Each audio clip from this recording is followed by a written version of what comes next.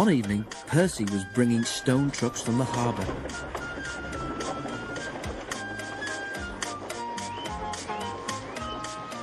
He was tired of his quarrel with Thomas and wanted to be friends again. He had had a good day and was feeling extra pleased with himself. He was so busy thinking how he would tell Thomas and Toby about his expert handling of the trucks that he forgot to keep a good lookout. Too late, he saw a broken branch hanging over the line straight in front of him. He tried to stop, but it was too late. The branch hit his smoke box, broke away and crashed to the ground. "Ouch!" he exclaimed a moment later. Percy was more startled than hurt, but his front was still sore when they reached the shed. "It's your own fault," said Thomas unsympathetically. "You should keep a better lookout. I've no patience with you." "Pooh," retorted Percy huffily. He forgot his good resolution and talked to Toby for the rest of the evening. Percy didn't speak to Thomas the next day either.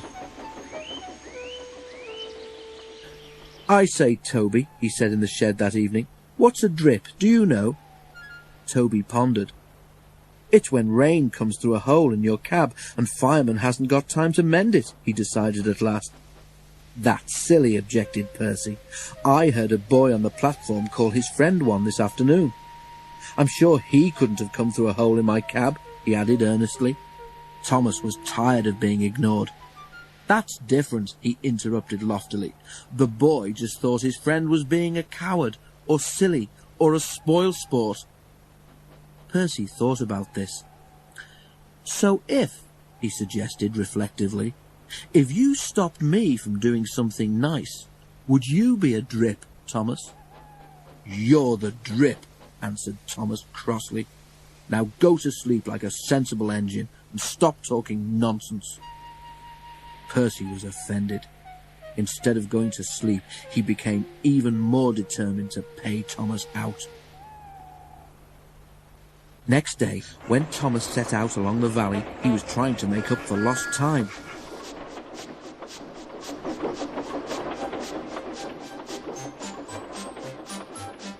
Suddenly, there was a loud bang, and something hard hit the bottom of his left-hand water tank.